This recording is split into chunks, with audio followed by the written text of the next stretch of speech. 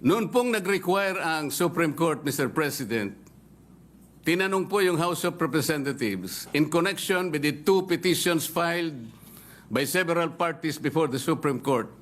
One of the items required by the Supreme Court is for the House to give the status of the first three complaints filed.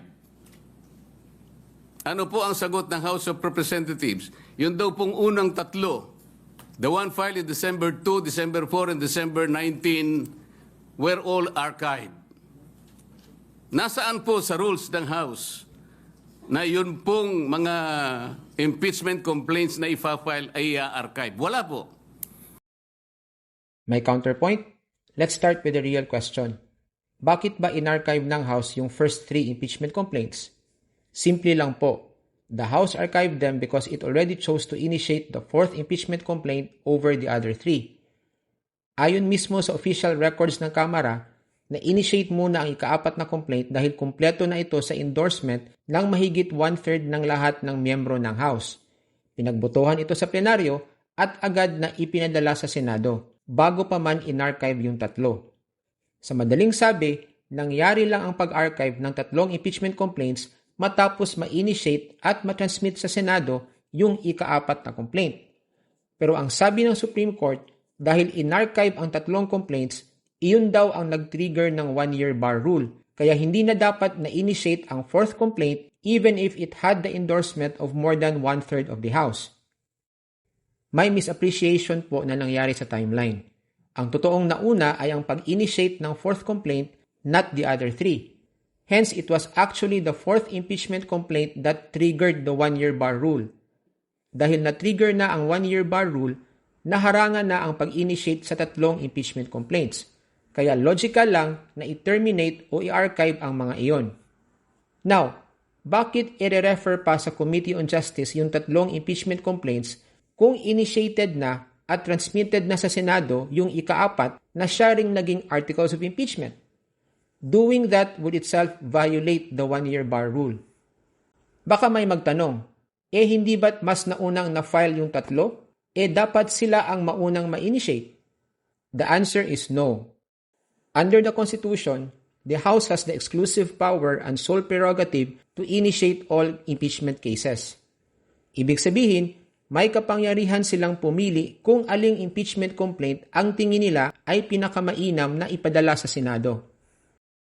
Sinabi ng Supreme Court na dapat daw bigyang pansin yung unang tatlo dahil ito daw yung klase ng initiation na may full deliberation. Pero malinaw po, walang rule of priority na nakalagay sa Constitution o sa House Rules pagdating sa tatlong modes ng initiation ng impeachment. Nasa Kamara po ang pasya, acting as a collective body, kung anong mode of initiation ang gagamitin. At dito, pinili nila ang 1/3 endorsement mode. At huwag po nating kalimutan, wala pong first to file rule. Ito nga ang tinukoy ng Supreme Court sa Francisco at Gutierrez rulings bilang isang masamang practice kasi pwedeng gamitin ng kaalyado ng impeachable official ang tactic na mag-file ng bogus o defective complaint bagamat verified para hadlangan ang mas valid at mas matibay na impeachment complaint.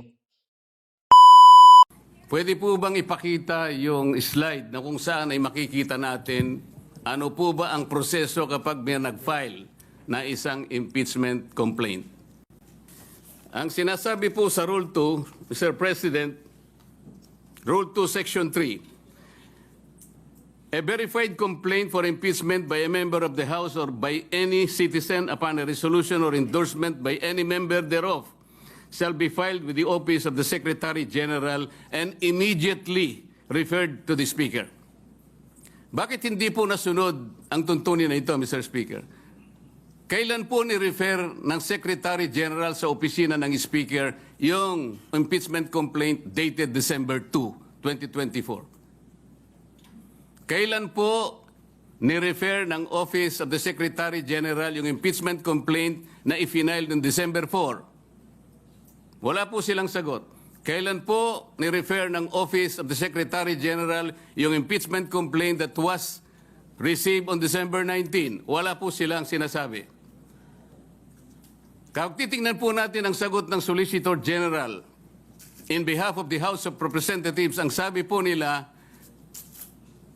the Secretary General diligently referred simultaneously all the impeachment complaints to the office of the Speaker on February 5, 2025. Immediately po ba yan, Mr. Speaker? December 2, December 4, December 19, at isinama po yung February 5, all of them were simultaneously referred to the office of the Speaker on February 5. 2 buwan po ang kanyang ginugol para lang i-refer sa office of the Speaker. Ano po ang immediate doon? Wala po. Wala po silang sinunod. Wala silang ni-refer at ni-refer nga po delayed. My counterpoint, Senator Marcoleta puts a lot of weight on the word immediately in the rules of impeachment. Pero tila nakalimutan niya na ang rules of impeachment ay ginawa lang para mas maayos na maipatupad ang layunin ng konstitusyon. In short, the Constitution is supreme over the rules. Kung may conflict, ang Constitution po ang masusunod. At malinaw po ang nakasulat sa Constitution. After the filing of an impeachment complaint, dapat mailagay ito sa order of business within 10 session days. Walang nakalagay sa Constitution na dapat immediately. Kaya yung salitang immediately sa rules, hindi pwedeng basahin ng hiwalay o parang mas mabigat kesa sa mismong within 10 session days na nasa saligang batas. Ang concern po ng ating konstitusyon ay hindi kung gaano kabilis mapapasa mula sa Secretary General papunta sa Speaker.